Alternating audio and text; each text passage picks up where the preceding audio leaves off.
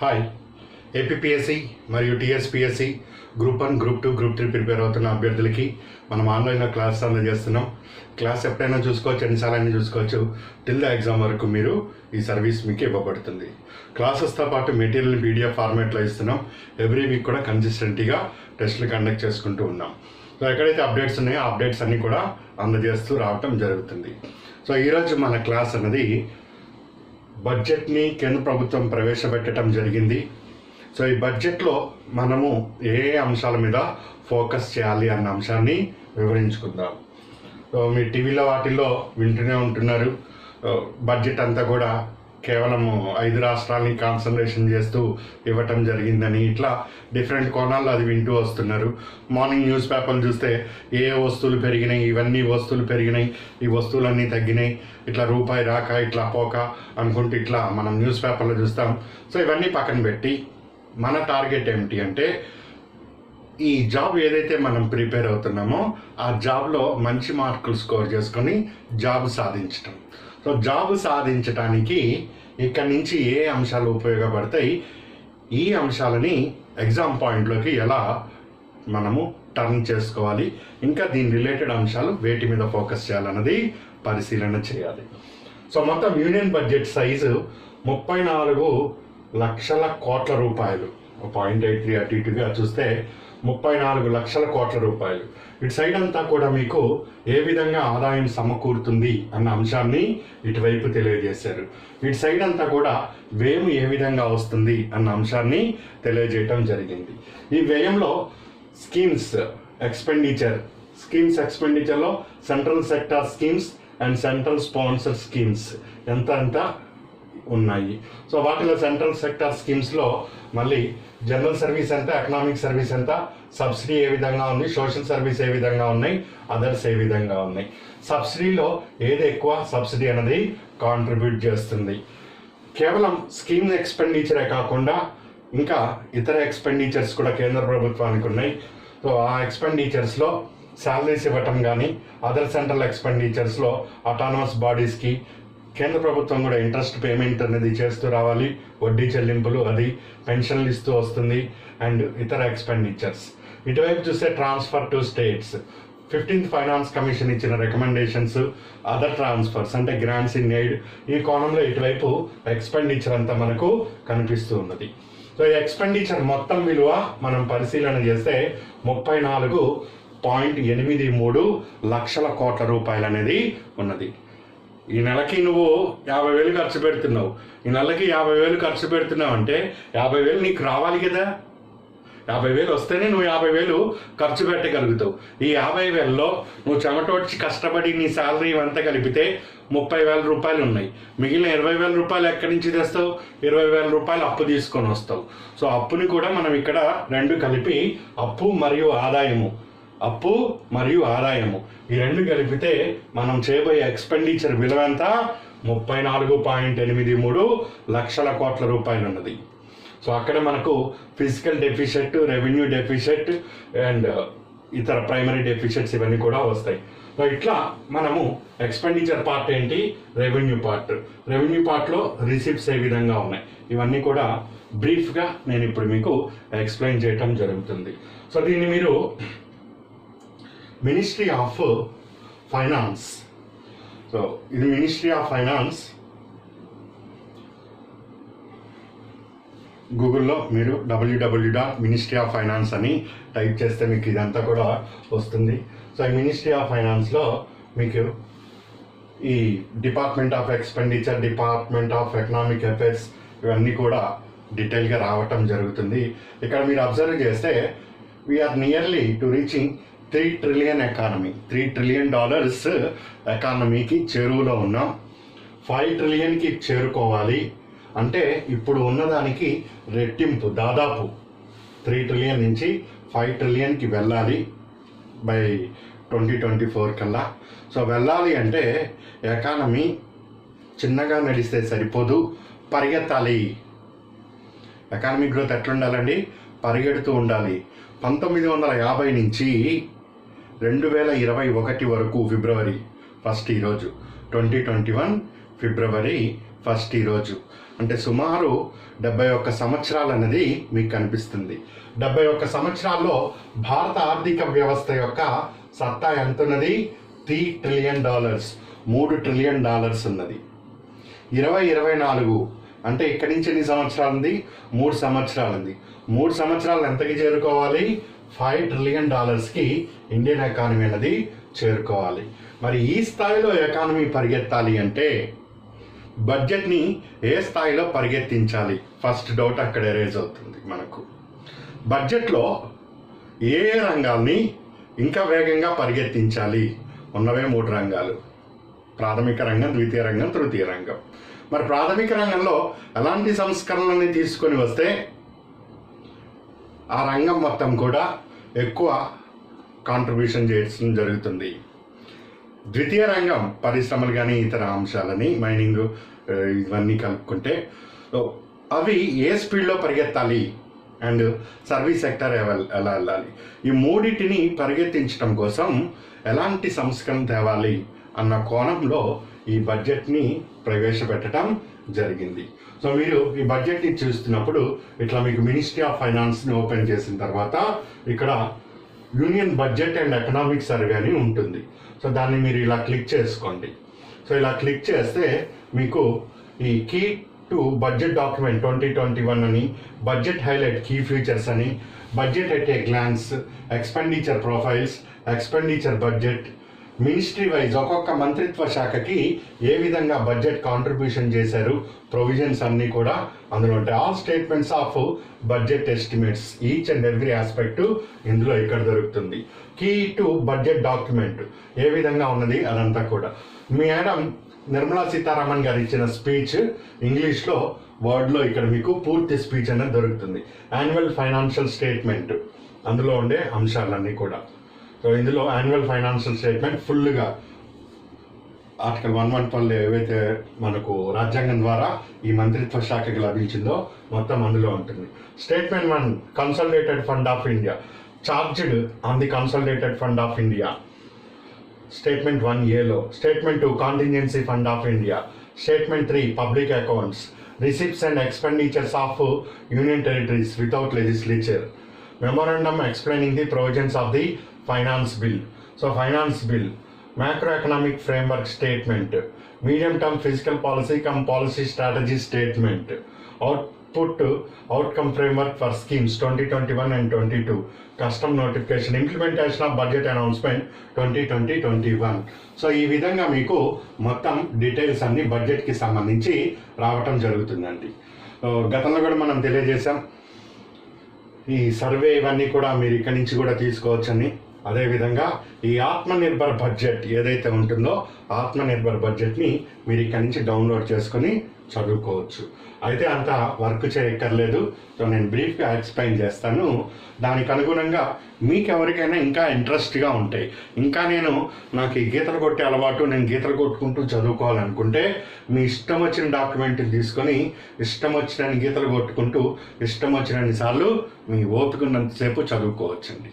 కానీ exam point of వ్యూలో మాత్రం కొంతవరకు మాత్రమే రెలవెంట్ ఉంటుంది. అదేంటో ఇప్పుడు చూద్దాం. పాయింట్ బై పాయింట్ విశ్లేషణ అనేది చేద్దాం.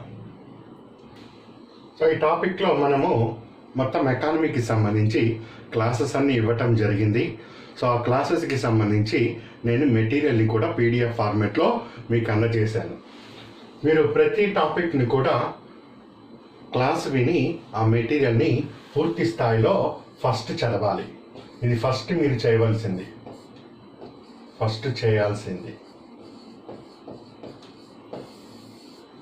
దీని తర్వాత ఏదైతే టాపిక్ చదువుతున్నారో, ఉదాహరణకి ఫిజికల్ పాలసీ అని చదువుతున్నాం. ఈ ఫిజికల్ పాలసీలో సర్వే నుంచి ఏ అంశాలని ఇక్కడ మనం అప్డేట్ చేసుకోవాలి అది ఫస్ట్ పరిశీలన చేస్తాం ఎగ్జామ్ పాయింట్ ఆఫ్ వ్యూలోనే. సెకండ్, బడ్జెట్ నుంచి ఏ అంశాలని ఇక్కడ అప్డేట్ చేసుకోవాలి ఇక్కడ చూడటం జరుగుతుంది. దీంతో పాటు కరెంట్ ఎకానమీ, కరెంట్ రిలేటెడ్గా మనకు ఏమేమి మార్పులు వస్తున్నాయో దానిని మనం ఇక్కడ ఎడిషన్ చేసుకుంటూ వెళ్తాం. ఇట్లా ఈ 3 స్టెప్పుల్లో ఎకానమీ చేస్తే అప్పుడు స్కోర్ అన్నది చాలా వస్తుంది.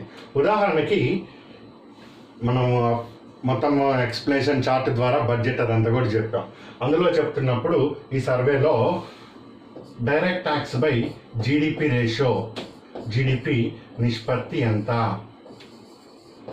2021 సంవత్సరానికి ఎంత ఉన్నది అన్న ప్రశ్న సర్వేని ఆధారం చేసుకొని ఫిజికల్ పాలసీలో రావటం జరుగుతుంది. బడ్జెట్ని ఆధారం చేసుకొని ఈ క్రింది వాటిలో ఏ ట్యాక్స్ అన్నది అధికంగా కాంట్రిబ్యూట్ చేస్తుంది, లేదా నాన్ ట్యాక్స్లో ఏది అధికంగా ఉన్నది బడ్జెట్ని ఆధారం చేసుకొని. ఇది ఇక్కడ బడ్జెట్ని ఆధారం చేసుకొని మనం చదవవలసిన పాయింట్. ఈ రెండు కాకుండా ఇక్కడ కరెంట్ ఎకానమీలో ఇప్పుడు ఎన్నో ఇన్సెంటివ్స్ని అవి గవర్నమెంట్ అనేది ఇస్తూ ఉన్నది. ఉదాహరణకి యాంజిల్ ట్యాక్స్ ఏపీపీఎస్సి గ్రూప్ 2 2018. సాధారణంగా ఇట్లాంటిది మనకు టెక్స్ట్ బుక్స్లో దొరకదు. దీన్ని అప్పుడు కూడా నేను మీకు కరెంట్ రిలేటెడ్ ఎకానమీ అని ఎక్స్ప్లెయిన్ చేస్తూ వివరించాను.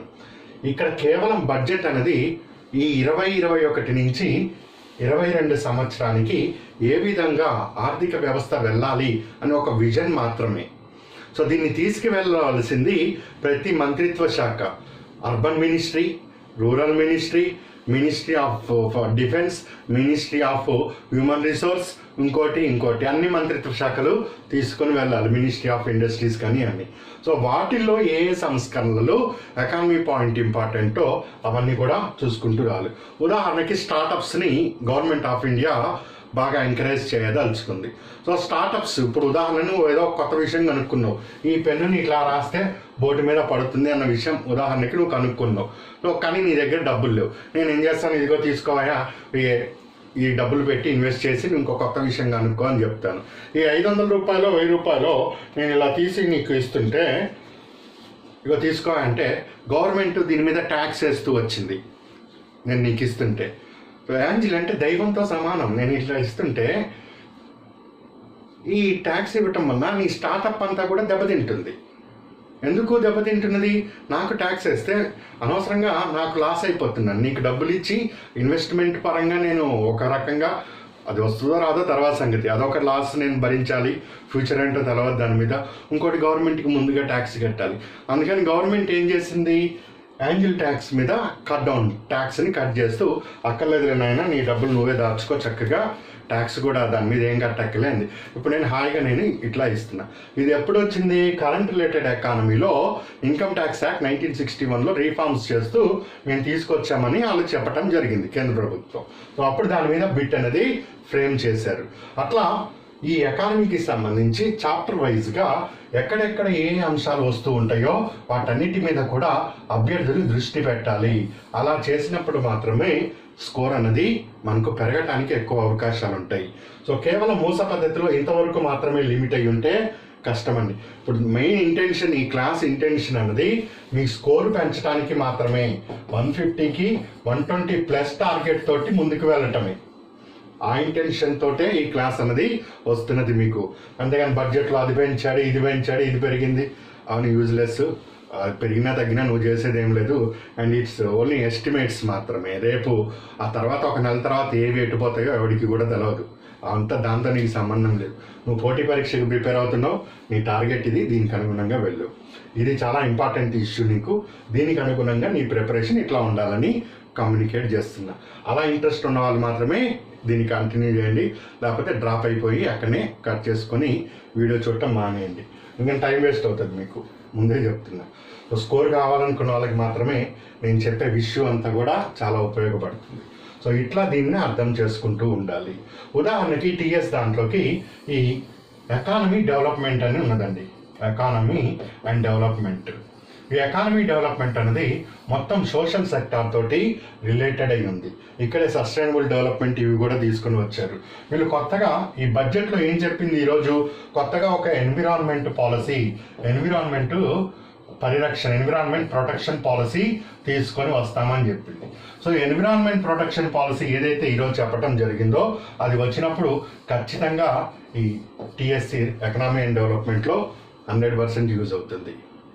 దీంట్లో నుంచే ప్రశ్నలు అధికంగా రావడానికి అవకాశం ఉంటుంది. మూలం ఇక్కడ వచ్చింది. ఈరోజు న్యూస్ చూడండి, లేకపోతే రేపు న్యూస్ అయినా చూడండి, మీకే అర్థమవుతుంది. ఎన్విరాన్మెంట్ ప్రొటెక్షన్ పాలసీ అక్కడ ఉన్నది, దాని రిలేటెడ్ ఇట్లా వస్తుంది. అంతేకాకుండా ఈ మొత్తం అబ్జర్వ్ చేస్తే డ్రింకింగ్ వాటర్ ఇవన్నీ సిలబస్లో ఉన్నాయో లేదో ఒకసారి చూసుకోండి మీరే. టిఎస్ తెలంగాణ డ్రింకింగ్ వాటర్ ఉన్నది, అర్బనైజేషన్, హౌసింగ్, ఎడ్యుకేషన్, హెల్త్ ఉన్నాయా లేవా? ఇవన్నీ ఎక్కడి నుంచి వస్తాయండి? ఈరోజు బడ్జెట్లో వీటి గురించి బ్రీఫ్గా నేను ఇంత అలొకేట్ చేస్తా అన్నది. సో సంబంధిత మంత్రిత్వ శాఖలు ఇప్పుడు ఏదైతే జల్ మిషన్ ఉన్నదో ఈ జల్ మిషన్ వాటన్నిటిలో ఏమేమి కొత్త స్కీమ్స్ తీసుకొని వస్తున్నారు, ఇప్పుడు పరిస్థితి ఏమిటి, అవన్నీ కూడా మీకు టైం టు టైం ఆ మంత్రిత్వ శాఖ నుంచి విడుదలవుతూ ఉంటాయి. ఇవి ఎగ్జామ్లో రిఫ్లెక్ట్ అవుతూ ఉంటాయి. సో ఇది ప్లస్ ఈ కరెంట్ రిలేటెడ్గా దీన్ని ఇలా లింక్ చేసుకుంటూ వెళ్తే అప్పుడు ఇక్కడ ఇండియన్ ఎకానమీ నుంచి స్కోర్ బాగా వస్తుంది. ఇప్పుడు 2 రాష్ట్రాల్లో తెలంగాణకి సంబంధించి టీఎస్ సోషల్ ఎకనామిక్ సర్వే ఒక 4 రోజుల్లో రాబోతున్నది. టీఎస్ సోషల్ ఎకనామిక్ సర్వే కొత్త జిల్లాలు వచ్చినాయి. ఈ కొత్త జిల్లాలకి అనుగుణంగా మారిన డేటాకి అనుగుణంగా స్టాటిస్టిక్స్ కలెక్ట్ చేసుకొని దాంతోపాటు అక్కడ వచ్చే బడ్జెట్ని directorate of economics and statistics నుంచి ఇన్ఫర్మేషన్ సేకరించగలిగితే ఈ మూడింటి నుంచి ఖచ్చితంగా 120/150 స్కోరు ఈజీగా రీచ్ కాగలుగుతారు. సేమ్ పాయింట్ ఇక్కడ ఏపీకి సంబంధించి ఈ అంశాలతో పాటు AP social economic survey 2021 budget 21-22 and current related AP అంశాన్ని పరిగణలోకి తీసుకుంటూ directorate of economics and statistics చేసుకోగలిగితే ఇక్కడ కూడా స్కోర్ వస్తుంది. సో ఇట్లా ఒక ప్రణాళికాబద్ధంగా ప్రిపేర్ అవ్వండి. కనిపించిందల్లా చదువుతూ వెళ్ళకండి. కనిపించిందల్లా చదువుతూ పోతే అది పెద్ద లాస్ట్కి ఏం చదివావో నీకు తెలియదు, ఏం ఎగ్జామ్లో వస్తున్నదో నీకు తెలవకుండా అయిపోతుంది. అందుకే ఒక ఆర్డర్ ప్రకారము, సిలబస్ ప్రకారము అందులో ఎంత ఇన్ఫర్మేషన్ ఉపయోగపడుతుందో అంతవరకు మాత్రం తీసుకుంటూ స్టడీ చేయండి. ఇది మీరు ఏ విధంగా స్టడీ చేయాలి అన్న అంశం మీద మీకు వివరణ. సో ఇప్పుడు ఒక్కొక్క పాయింట్ని మనము పరిశీలన చేసుకుంటూ వద్దామండి.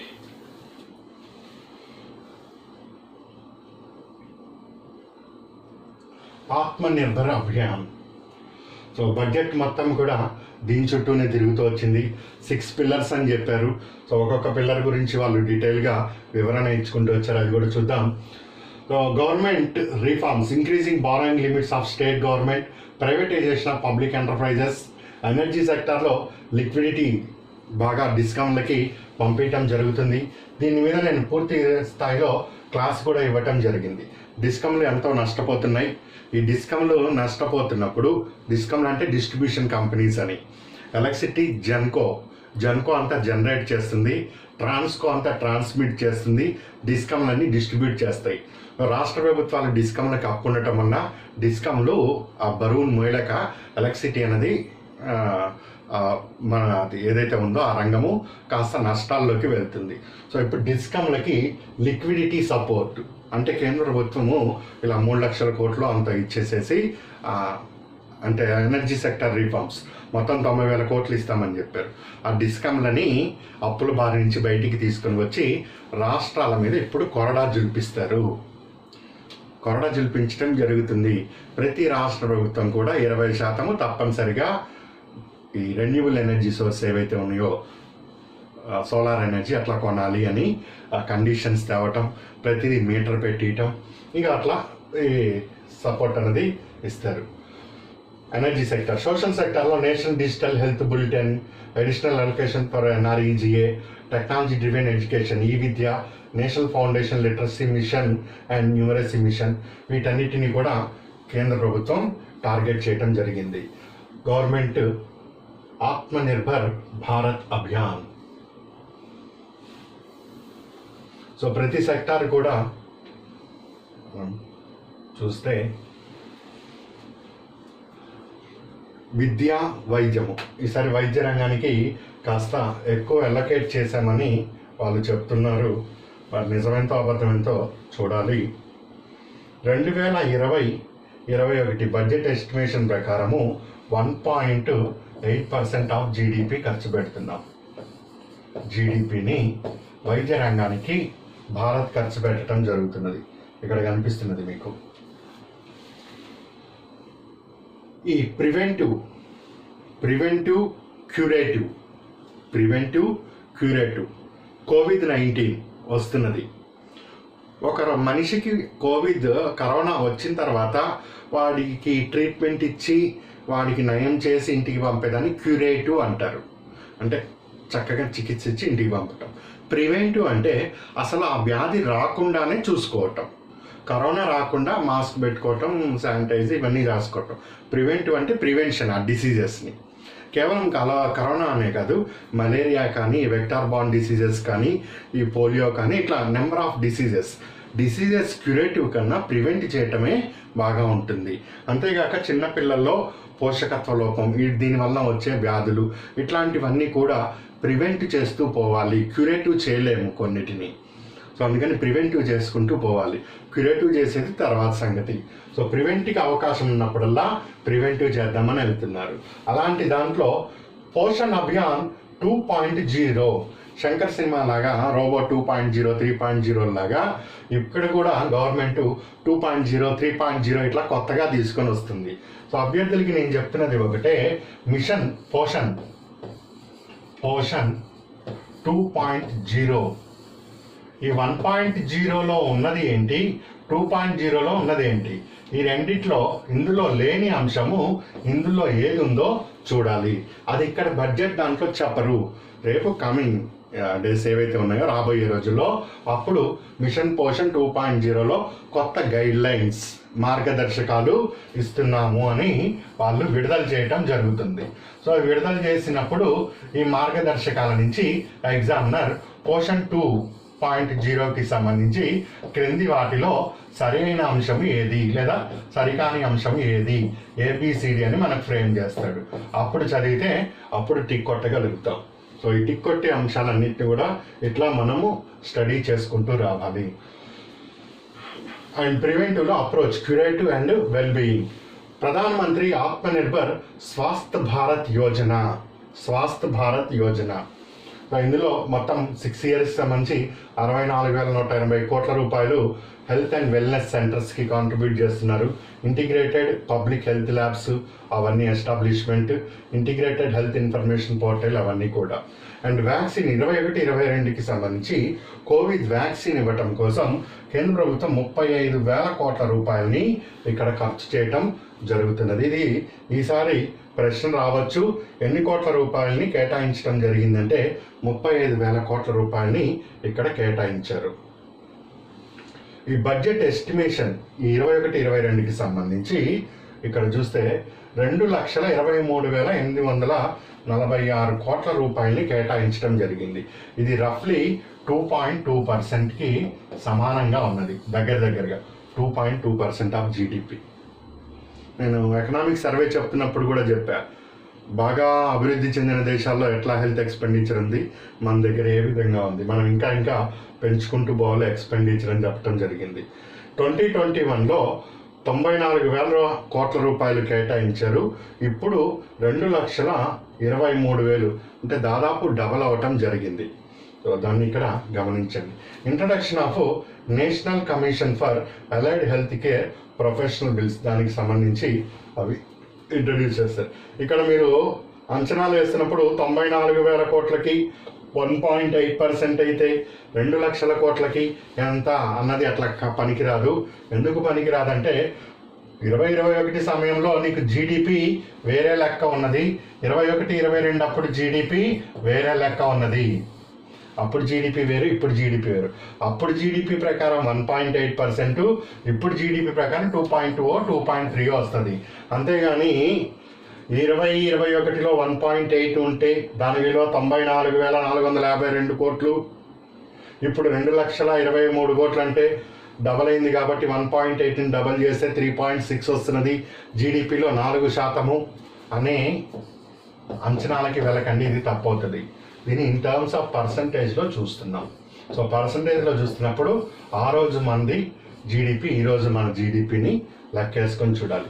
ఎనీవే ఈ పాయింట్లో నువ్వు చూడవలసింది ఏంటి ఎగ్జామ్కి అని చూస్తే, త్వరలో పోషన్ 2.0 మిషన్ గైడ్లైన్స్ కొత్తగా వస్తే దాని మీద ఒకటి ఫోకస్ చేయాలి. ఈ ఆత్మనిర్భర్ స్వాస్థ్ భారత్ యోజనకి సంబంధించి ఇతర ఇన్ఫర్మేషన్ వస్తే ఈ రెండింటిని పట్టుకొని ఖచ్చితంగా ఎగ్జామ్కి వెళ్ళాలి. ఇది ఇక్కడ మనకు ఒక స్పష్టత అనేది ఏర్పడుతుంది. ఫస్ట్ ఫిల్టర్ చేసుకో ఏం చదవాలో, దాని తర్వాత అదే మనకు కొంచెం దారి చూపిస్తుంది.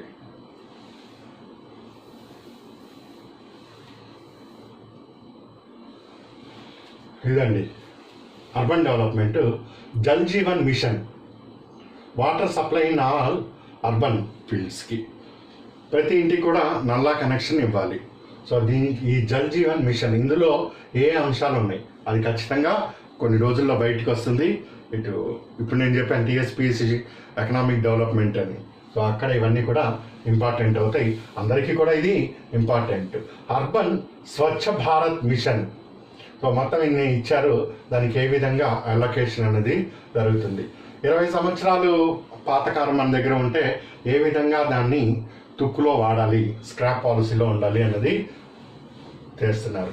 పీపీపీ మోడల్ ట్రాన్స్పోర్ట్కి మెట్రో లైన్ ఇట్లా వీళ్ళు చేయటం జరుగుతుంది.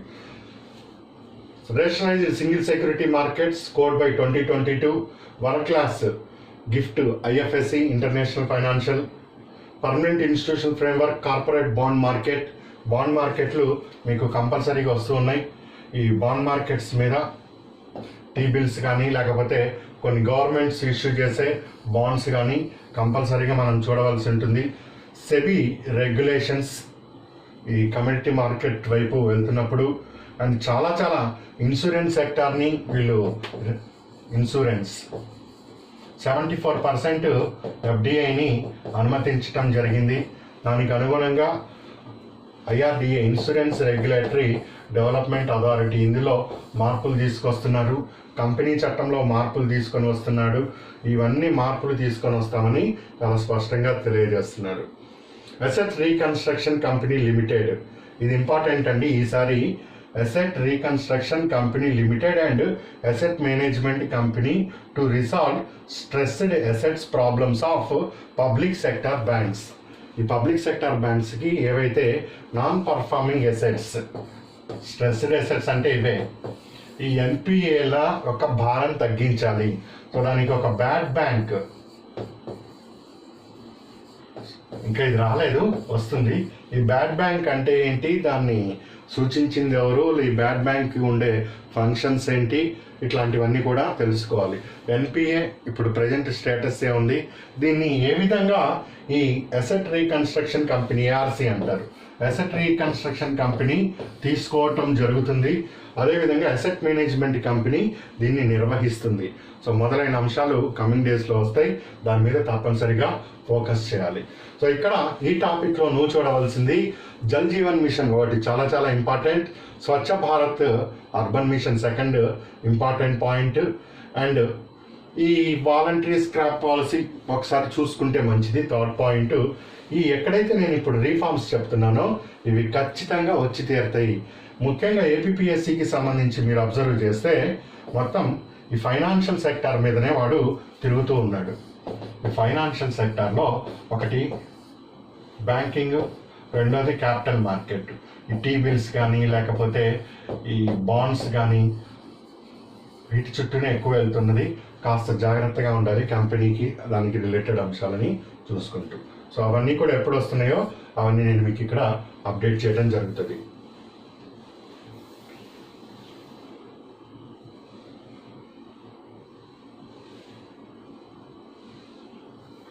నెక్స్ట్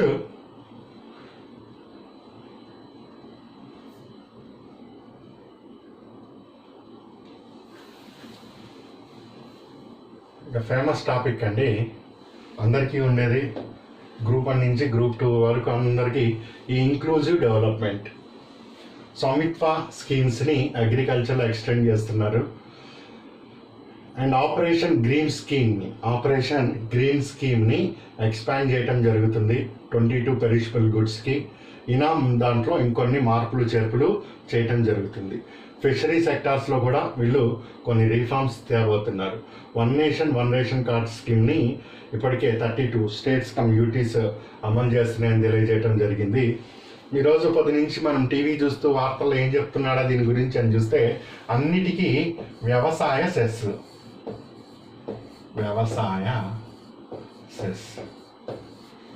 పెట్రోల్ కొన్నా వ్యవసాయ సెస్సే అంటున్నాడు, డీజిల్ కొన్నా వ్యవసాయ సెస్సే అంటున్నాడు. అన్నిటి మీద వ్యవసాయ సెస్ అని వేస్తున్నాడు. మీకు మెటీరియల్ క్లియర్గా ఇచ్చాను. సెస్ అంటే ఏమిటి, ఫీ అంటే ఏమిటి, ట్యాక్స్ అంటే ఏమిటి, డ్యూటీ అంటే ఏమిటి, ఫైన్ అంటే ఏమిటి, ఇవన్నీ కీవర్డ్స్. మళ్ళీ ఇప్పుడు ఇవన్నీ చెప్పుకుంటే అసలు టాపిక్లో మనం మిస్ అవుతాం. మళ్ళీ సందర్భం వచ్చినప్పుడు దాన్ని ఎక్స్ప్లెయిన్ చేసుకుంటూ నీకు వెళ్తాను, డోంట్ వరీ. సో ఇట్లా ప్రతి దాని మీద కూడా సెస్, ఎడ్యుకేషన్ సెస్ అని అంతకుముందు వేసేవాళ్ళు. ఇప్పుడు అగ్రికల్చర్ సెస్ అని, అది మామూలు బాధుడిగా లేదు, వీరబాధుడిగా ఉంది. మరి వీళ్ళకి ఏం ఖర్చు పెడుతున్నారో ఆ దేవుడికే తెలవాలి. ఈ రైతులు ఇంత ఘనంగా ఉద్యమాలు చేస్తుంటే సరే, అవన్నీ కూడా ఇప్పుడు రేపు బయటకు వస్తాయి, తొందర ఏమీ లేదు. సో అగ్రికల్చర్ సెక్టార్లో జరుగుతున్న రీఫార్మ్స్ ఏవైతే ఉన్నాయో, సో ఆ రీఫార్మ్స్ అన్నిటి మీద తప్పనిసరిగా అభ్యర్థులు దృష్టి పెట్టాలండి. ముఖ్యంగా ఈ మైగ్రెంట్ లేబర్స్ వీళ్ళందరికీ అగ్రికల్చర్ పరంగా వాళ్ళు ఏమీ ఆదుకోవాలని చూస్తున్నారో, industry and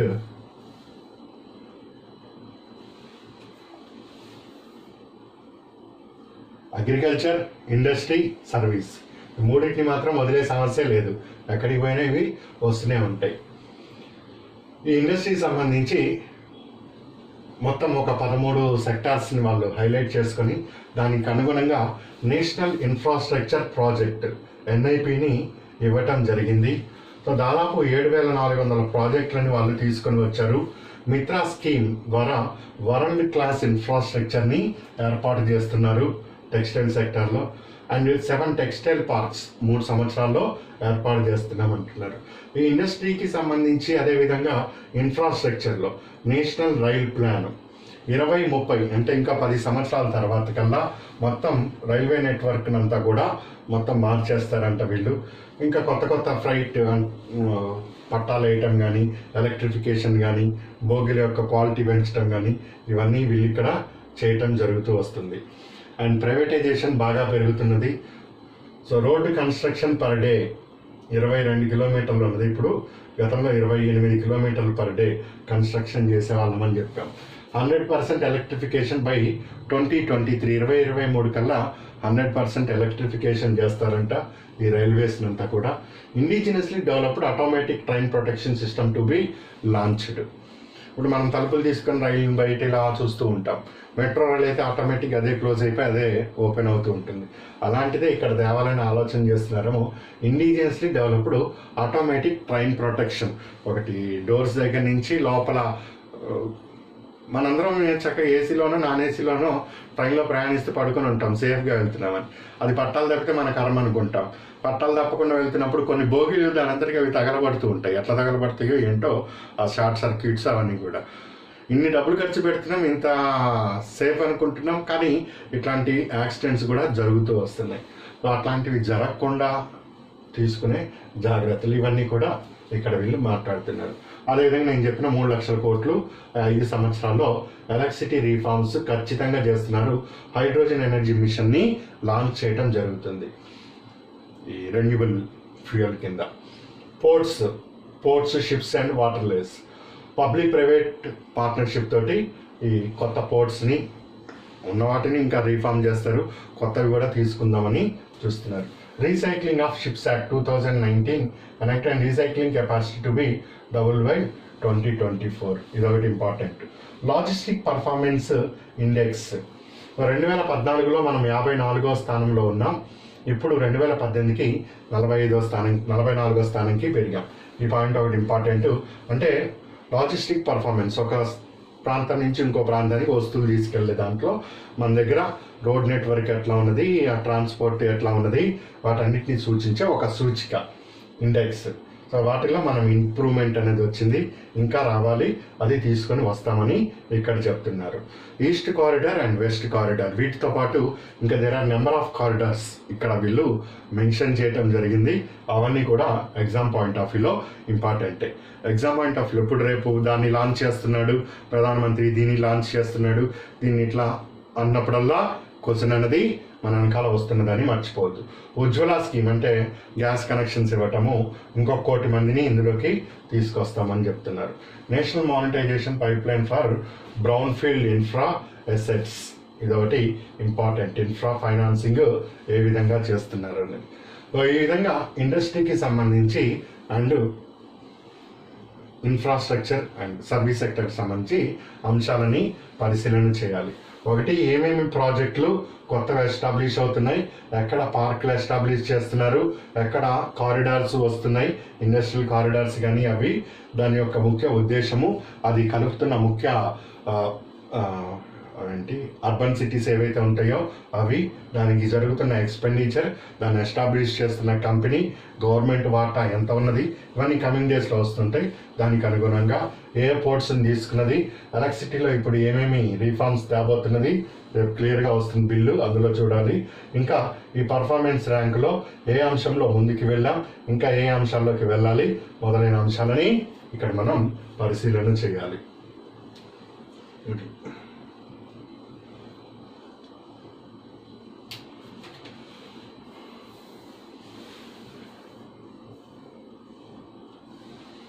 human capital, education, revamped matric scholarship scheme for welfare of ఎస్సీస్, 100 new Sainik schools, 750 Eklavya schools in tribal areas.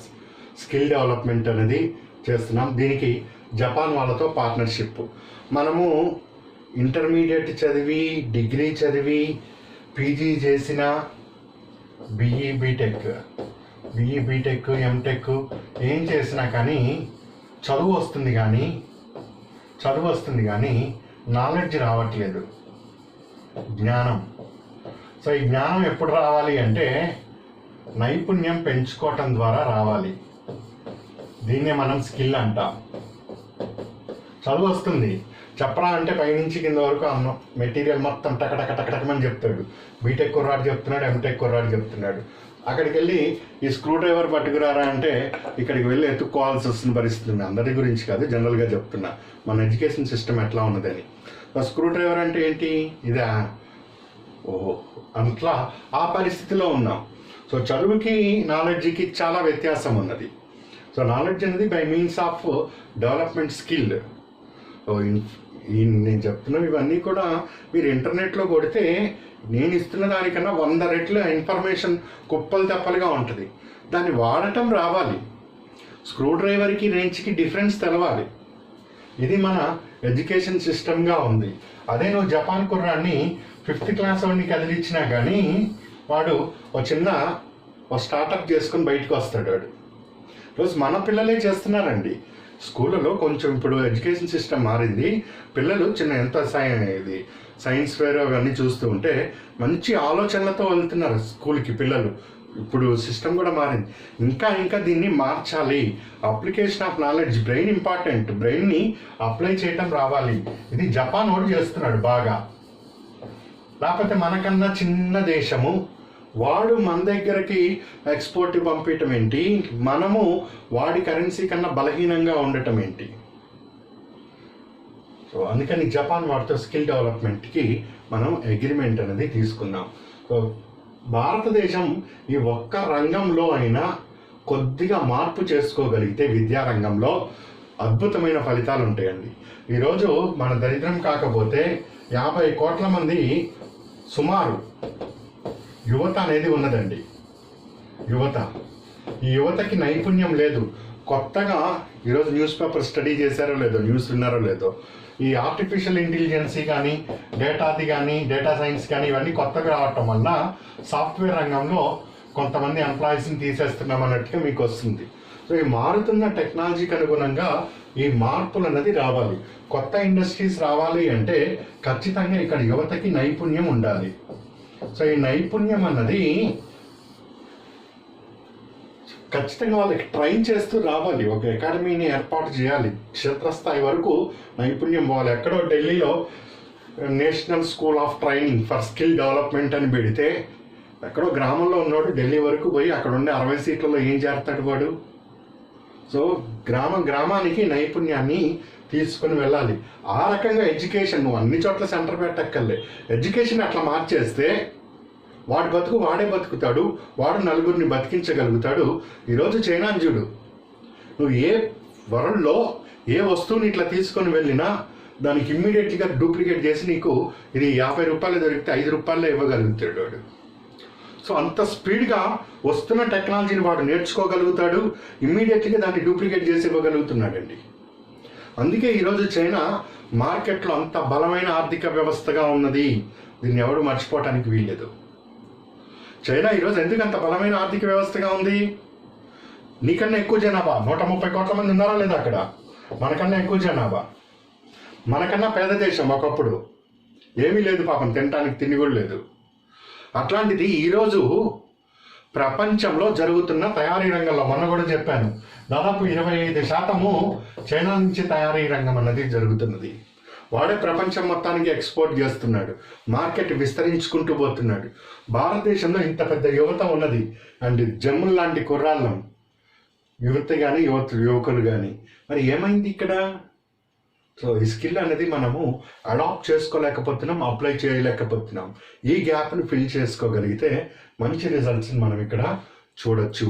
So ఈ గ్యాప్ వల్లనే భారత్ చాలా వెనకబడింది. ఈ గ్యాప్ ఫిల్ చేయనంత కాలం కూడా భారత్ అభివృద్ధి అనేది జరగదండి, అంతే అది.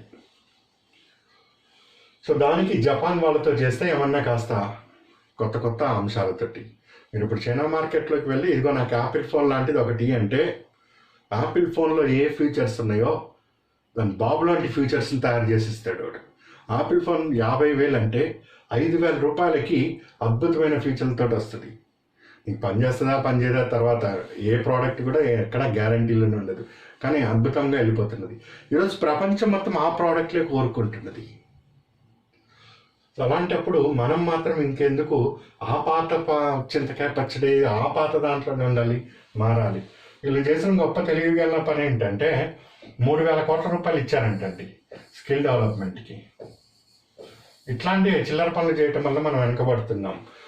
50 కోట్ల మందికి నువ్వు 3,000 రూపాయలని 3,000 కోట్లతోటి ఏం స్కిల్ నైపుణ్యం అభివృద్ధి చేస్తావు?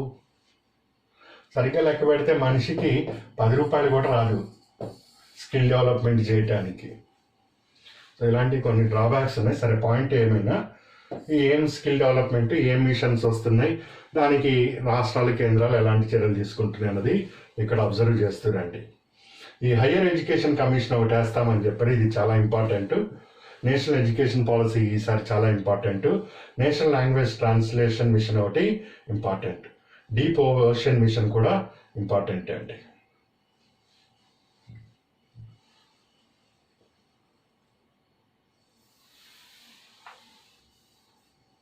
ఇక ఫైనల్గా ఈ ట్యాక్స్ ప్రపోజల్స్, 75 ఏళ్ళు దాటిన వాడికి ఇక ట్యాక్స్ రిటర్న్స్ ఏమక్కర్లేదన్నాడు.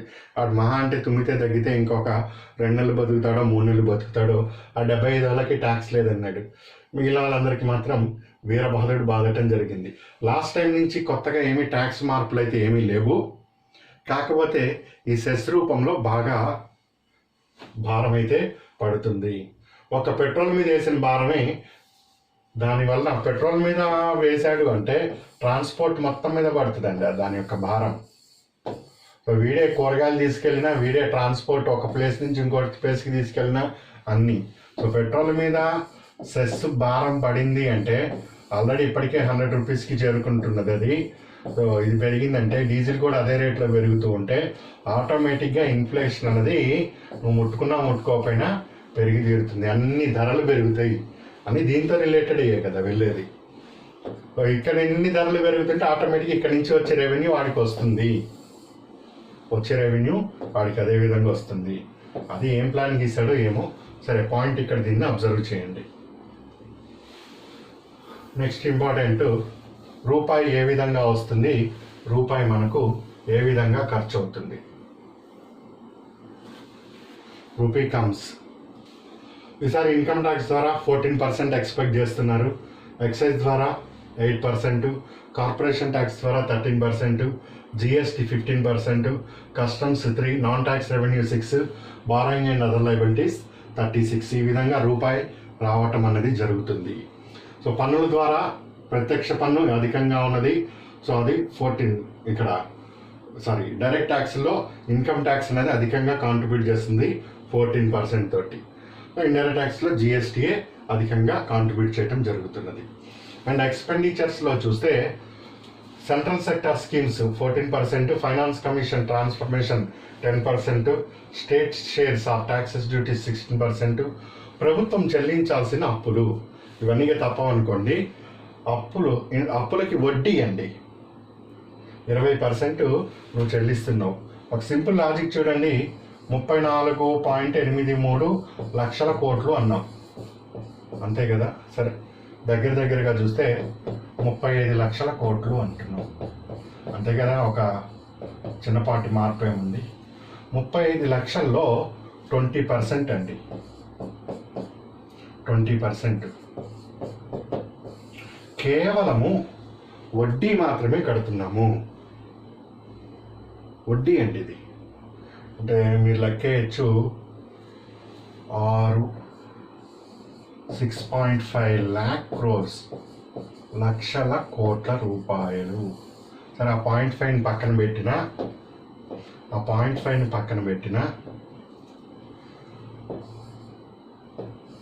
6 లక్షల కోట్ల రూపాయలు వడ్డీ. అప్పు తీర్చట్లేదు, వడ్డీ మాత్రమే కడుతున్నాం. ప్రతి సంవత్సరం కూడా ఇంచుమించు అది పెరుగుతూనే ఉంటుంది కానీ తగ్గదు. స్కిల్ డెవలప్మెంట్కి ఎంత ఖర్చు పెట్టావు? 50 కోట్ల మంది యువతకి 3,000 కోట్లు. 3,000 కోట్లు. వడ్డీ చెల్లించడానికి 6 లక్షల కోట్లు.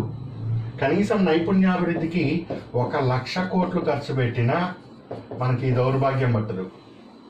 లేదు, ఇక్కడ 6 లక్షల కోట్లకి వడ్డీలే ఉన్నాయి. సరే, చూడాలి దాన్ని. Defence sector 8%, subsidies 8%, centrally sponsored schemes, ఇక అదర్ ఎక్స్పెండిచర్, పెన్షన్స్. దీన్ని మళ్ళీ ఇంకా డీటెయిల్గా మనం స్టెప్ బై స్టెప్ వెళ్తాం, డోంట్ వరీ.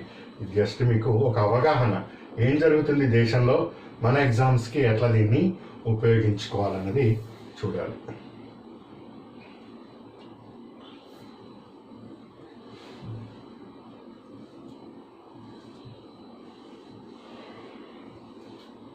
సో ఇదండి బడ్జెట్ ప్రొఫైల్. పన్నుల ద్వారా ఏ విధంగా వస్తుంది, ఎక్స్పెండిచరు ఏ విధంగా మనం చేస్తున్నాం. నెక్స్ట్ పాయింట్,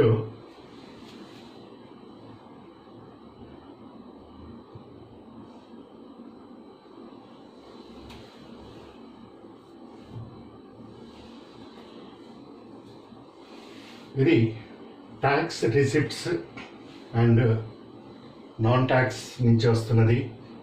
దీని నుంచి ఏ విధంగా ఎక్స్పెండిచర్ జరుగుతుంది మొత్తం స్టేట్మెంట్ని వాళ్ళు ఇక్కడ ఇవ్వటం జరిగింది. 34 కోట్ల రూపాయలు టోటల్ రిసిప్ట్స్, 34 లక్షల కోట్ల రూపాయలు టోటల్ ఎక్స్పెండిచర్ కూడా అంతే ఉన్నది. సో బడ్జెట్ని మనం ఇట్లా చార్ట్ వేసాము. Revenue part, expenditure, capital part, income and expenditure, income and expenditure, income tax and non tax, అవన్నీ ఐటమ్స్ మనం క్లాస్లో ఇచ్చిన నోట్స్ ఒకసారి చదవండి. ఇన్కమ్ అండ్ ఎక్స్పెండిచర్స్ ఎంతెంత వస్తున్నది, మొత్తం వ్యయము ఈసారి బడ్జెట్ యొక్క అవుట్లే 34,83,000 కోట్ల రూపాయలు. అందులో ఫిజికల్ డెఫిషిట్ అంటే 6.8% ఆఫ్ జీడిపి ఉంది. 15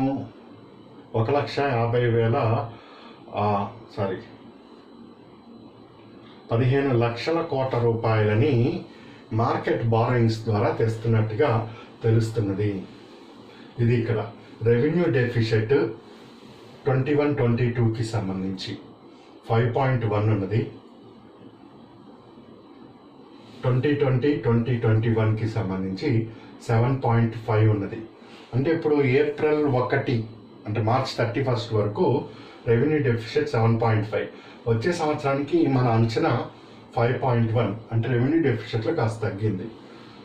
effective revenue deficit okay. Physical deficit ఇప్పుడు 2020-21 సంవత్సరానికి 9.5 అండి. వచ్చే సంవత్సరం 21-22 అంటే తర్వాత సంవత్సరానికి 6.8. సో ఈ 9.5 ఏదైతే ఉన్నదో అది చాలా చాలా భారమైనది. సుమారు 12 లక్షల కోట్లు వస్తున్నది. ఇది 12 లక్షల కోట్లు కేంద్రం ఇప్పుడు అప్పు చేస్తున్నది. సో దీని మీద వడ్డీ అనేది తర్వాత పెరుగుతూనే ఉంటుంది. సో సరిగ్గా ఈ 12 లక్షల కోట్లు ఉపయోగించకపోతే భారత్ భవిష్యత్తు చాలా కష్టము. ఈ అప్పులు తీర్చాల్సింది మన మీద పన్నులు విధించే ఎవడు పొలిటీషియన్ జేబులో నుంచి తాడు. నేను చెప్తుంది కదా, ఇక్కడ క్లియర్గా కనిపిస్తుంది. కొంచెం అవగాహన ఉన్న 2020-21కి సంబంధించి, కరోనా రాకముందు 2021కి సంబంధించి కేవలం 3.5 మాత్రమే ఉంది. కానీ కరోనా వచ్చిన తర్వాత 9.5కి వెళ్ళిందండి. అంటే సుమారు 12 లక్షల కోట్లు ఈ మార్చి 31 వరకు అప్పుల ద్వారా సేకరించామని. సో తర్వాత తగ్గించుకుంటామంటున్నారు 6.8 తర్వాత వచ్చే ఫైనాన్షియల్ ఇయర్కి. ఇది ఒకటి ఇంపార్టెంట్. మళ్ళీ డిస్కస్ చేస్తాం, don't worry.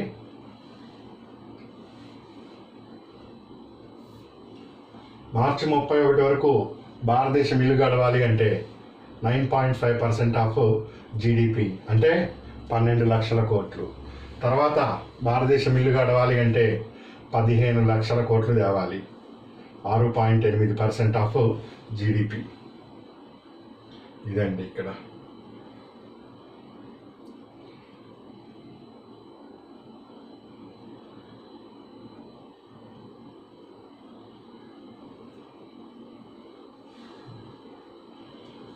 So key documents, బడ్జెట్ని ప్రవేశపెడుతున్నప్పుడు ఏ డాక్యుమెంట్స్ ప్రవేశపెడతాడు లిస్ట్ ఇచ్చాడు. Annual financial statement, demand of for grants, financial bill, ఇవన్నీ ABCDEFGHIJKL మొత్తం 12 డాక్యుమెంట్స్. బడ్జెట్తో పాటు ఈ 12 డాక్యుమెంట్స్ని ప్రవేశపెట్టడం జరుగుతుంది. మొత్తం డిమాండ్స్ ఫర్ గ్రాంట్స్ కానీ అవన్నీ ఇక్కడ వస్తాయి. వచ్చిందండి డిమాండ్స్.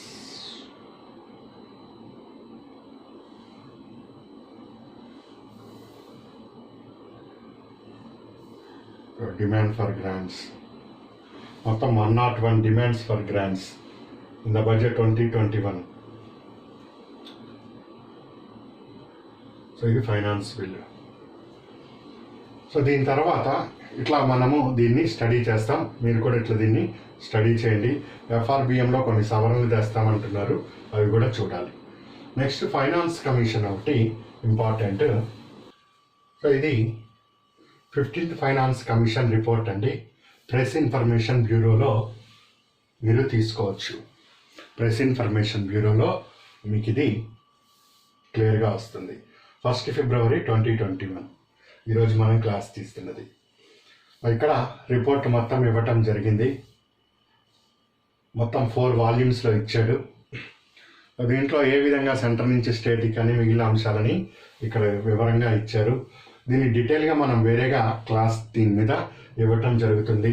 పాపులేషన్ 15%, ఈ weightages, area, forest and ecology, income distance, tax, physical efforts, demographic performance. So మొత్తం వెయిటేజ్ ఇవి. 41% వెర్టికల్ డెవల్యూషన్, గతంలో 42 ఇచ్చారు, ఇప్పుడు ఇది 41 ఇవ్వమని 15th finance commission for the period of 2021 నుంచి 26 వరకు ఈ రికమెండేషన్స్ అనేది చెల్లుబాటులోకి వస్తాయి. ఇక్కడ ఇచ్చారు 21 నుంచి 26 వరకు, 31st మార్చ్ వరకు ఈ ఫైనాన్స్ కమిషన్ రికమెండేషన్స్ చెల్లుబాటులోకి వస్తాయి. ఇక్కడ revenue deficit grants, local grants ఇవన్నీ కూడా డీటెయిల్గా ఇవ్వటం జరిగింది. రెవెన్యూ డెఫిషిట్ గ్రాంట్స్కి 2,94,515 514 కోట్లని ఇవ్వమని చెప్పారు 5 సంవత్సరాలకి కలిపి. మొత్తం ఉన్న రాష్ట్రాలు దానికి అనుగుణంగా ఆర్డీని కట్ చేసి ఇవ్వాలి. Local government grants, disaster grant, sector specific grant. సెక్టార్లో స్కూల్ ఎడ్యుకేషన్కి ఎంత, హైయర్ ఎడ్యుకేషన్కి ఎంత, అగ్రికల్చర్ రీఫార్మ్స్కి ఎంత, జ్యుడిషియరీ, స్టాటిస్టిక్స్ ఇట్లా స్టేట్ స్పెసిఫిక్ ఈ గ్రాంట్స్ ఇవ్వటం జరిగింది. ఇక్కడ ఓవరాల్గా ఇంత గ్రాంట్లు ఇవ్వండి అని మాత్రము మీకు ప్రెస్ ఇన్ఫర్మేషన్లో నుంచి ఇన్ఫర్మేషన్ లభిస్తుంది. ప్రెస్ ఇన్ఫర్మేషన్లో ఇదిగో మొత్తం రాష్ట్ర ప్రభుత్వానికి సంబంధించి అన్ని రాష్ట్రాలు కలిపి ఈ 5 సంవత్సరాలు ఇంత గ్రాంట్ ఇమ్మంటాడు. దీన్ని డీటెయిల్గా ఆంధ్రాకి ఎంత, తెలంగాణకి ఎంత, అందులో ఇయర్ బై ఇయర్ ఎంత ఇవ్వటం జరుగుతుంది, వెయిటేజ్ దేనికి ఇవ్వటం జరిగింది, లోకల్ గవర్నమెంట్లో పంచాయతీరాజ్కి ఎంత, అర్బన్ గవర్నమెంట్కి ఎంత, నేను ఇప్పుడు చెప్పిన స్పెసిఫిక్ గ్రాంట్స్కి ఎంత, ఇట్లా కావాలి అన్నప్పుడు ఇది original report 15th finance commission 21 నుంచి 26 అరౌండ్ 446 పేజెస్ ఉంటాయి. డీటెయిల్గా మీరు ఇక్కడ ఇచ్చాడు పేజెస్ అన్నీ కూడా ఇట్లా చదువుకుంటూ వెళ్తూ ఉంటే ఒక్కొక్క పేజీలో ఒక్కొక్కటి వస్తూ ఉంటుంది. దీన్ని సింప్లిఫై చేసుకొని మళ్ళీ మనము చదవవలసి ఉంటుంది. సో దీన్ని నేను మళ్ళీ డీటెయిల్గా 15th ఫైనాన్స్ కమిషన్ సెంట్రల్ నుంచి స్టేట్కి ఎట్లా ఉన్నది, ఆంధ్రప్రదేశ్కి ఏ విధంగా ఉంది, తెలంగాణకి ఏ విధంగా ఉంది, సో ఈ రెండింటిని బేస్ చేసుకుని వెళ్తాం. సో గ్రూప్ 2కి గ్రూప్ 3కి కూడా ఇంపార్టెంట్. గ్రూప్ 1లో అయితే డైరెక్ట్ ప్రశ్నే రావచ్చు, అందులో డౌటే లేదు. గ్రూప్ 3 పంచాయతీ సెక్రటరీ వాటికి కూడా 15th finance commission local grants year అంతా, దాని రేషియోస్, ఒకటి లోకల్ గ్రాంట్ ఇంత ఇవ్వని చెప్పదు కదా, అందులో డెవలప్మెంట్ గ్రాంట్ ఏంటి, దాని కండిషన్స్ ఏమున్నాయి, ఆ అంశాలు కూడా చూడాలి. ఇది 15th ఫైనాన్స్ కమిషన్. చదివితే ఓపిక ఉంటే ఇట్లా మొత్తం ఫైల్ని తీసి 446 పేజీలు దాన్ని సింప్లిఫై చేసుకోవచ్చు. డీటెయిల్గా కావాల్సిందే, ఒప్పుకున్న వాళ్ళు చేయండి, లేకపోతే నేను మెటీరియల్ పంపిస్తాను దీని ఎక్స్ప్లెనేషన్ అప్పుడు చూడండి. బ్రీఫ్గా కావాలనుకున్న వాళ్ళు ఇలా ప్రెస్ ఇన్ఫర్మేషన్లోకి వెళ్తే మీకు ఈ నెంబర్స్ ఇవన్నీ దొరుకుతుంది. ఇంత జస్ట్ వెయిటేజ్ ఎంతని దొరుకుతుంది. 5 సంవత్సరాలు కలిపి ఎంత ఇమ్మన్నాడో అది ఇక్కడ వస్తుంది. సో ఇది బ్రీఫ్గా వాట్ ఈజ్ వాట్, ఏ విధంగా మీ స్టడీ ఉండాలి, గ్రూప్ 1కి ఎట్లా ఉండాలి, గ్రూప్ 2కి ఎట్లా, మీ ఆలోచనలకి తగ్గట్టుగా దీన్ని, ఇది ఇన్ఫర్మేషన్ అండి. How you are going to utilize అన్నది that depend upon person to person. కరెక్ట్గా ఉపయోగించుకుంటే చక్కగా అనుకున్నది జాబ్ సాధిస్తారు. మీ టార్గెట్ జాబ్ సాధించడం అంతే, దాన్నే దృష్టిలో పెట్టుకొని చదవండి. నేను నెక్స్ట్ క్లాస్లో మళ్ళీ మీట్ అవుతాం. Good luck.